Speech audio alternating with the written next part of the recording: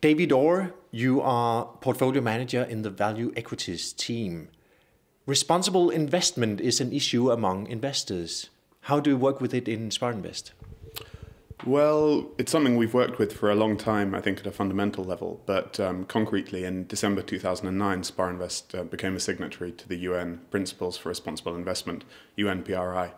And since then, we've been working on a concrete plan of implementation within the funds and within the company. How do you work with it in practice? Well, I think there are very many aspects to the UNPRI. If we take one of them as example, there's the commitment to be active investors.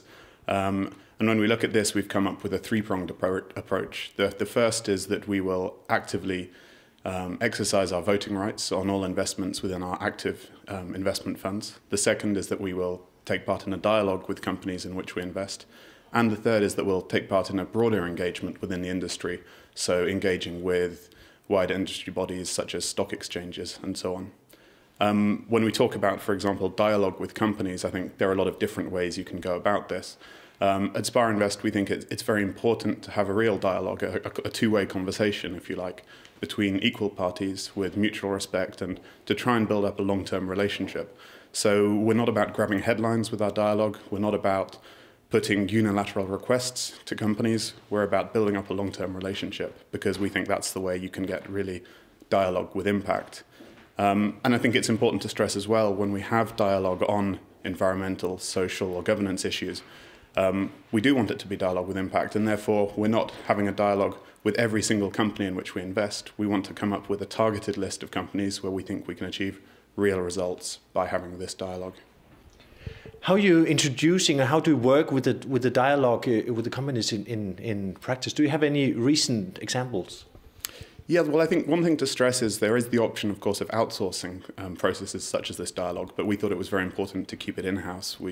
Our investment teams have always had conversations with their investments about fundamental issues. So when it comes to dialogue on ESG, environmental, social and governance, we wanted to keep it in-house. So as an example, in November last year, November 2010, I was on a trip to Japan to meet with various of our investments there.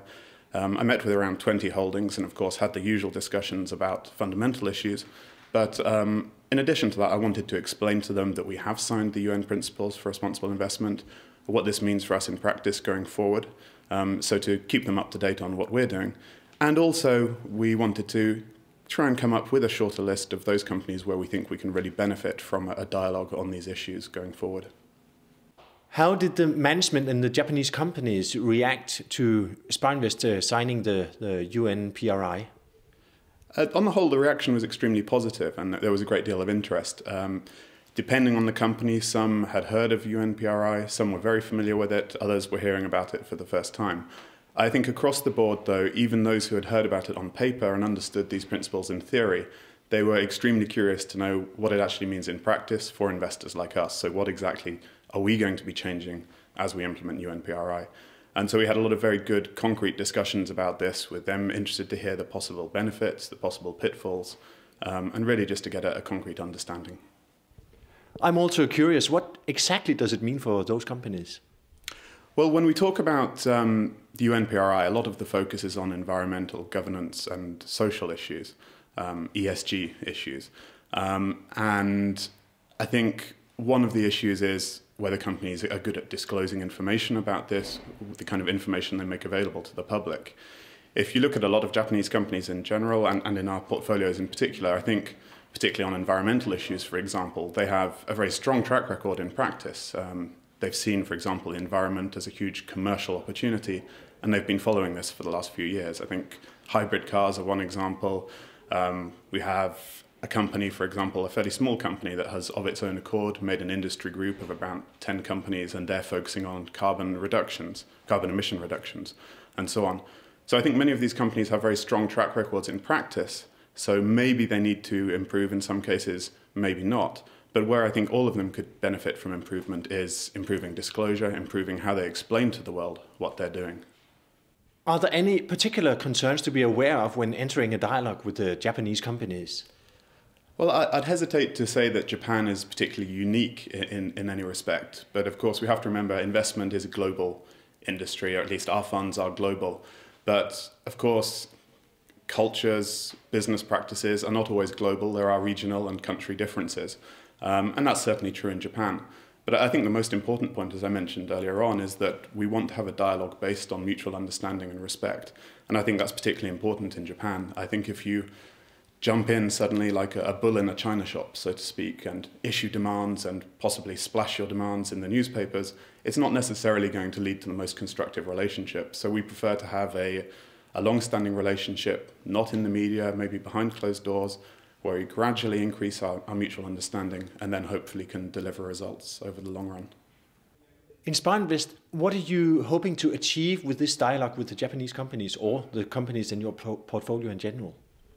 I think it's a good point. It's more about the companies in the portfolio in general, both in Japan but elsewhere. Fundamentally, at Sparinvest, we believe that a quality track record on environmental, social, or governance issues can, in the long run, enhance corporate value. Or to put it another way, we think that an improvement in ESG scores can lead to improved investment performance. And really, that's what we're aiming for here. If we can have a dialogue with companies which will encourage them to improve their ESG track records or their ESG disclosure, and thereby increase the ESG scores, we really believe that that can give value to our investors as the corporate value of our investments increases. You have now initiated the dialogue with the companies. What are the next steps? Well, it's always going to be a work in progress. We've always had dialogue with companies about fundamental issues regarding the investment. When it comes to the dialogue on ESG and environmental, social and governance factors, as I mentioned, we want to have a really targeted list of companies so that we can really have a dialogue with impact. So after meeting 20 or so of our holdings recently to get a rough idea of where we can see the most benefit, we're now working on the short list of those companies in Japan where we think we can really have a dialogue with impact. And then, of course, the next stage is to work out exactly what suggestions we might have, what topics we'd like to raise with them, and then to actually engage in the discussion with them. So that's what we'll be doing going forward. If you should sum up the benefits for Sparinvest and for investors by following the UNPRI, what would they be? Well, I think, of course, there's the benefit of simply being part of the UNPRI, the responsible investment movement in general. But I think more fundamentally, and what matters to us most, is that this is really a way of crystallizing value in companies and improving investment performance. I think, obviously, it's not an easy process. It's a long-term process.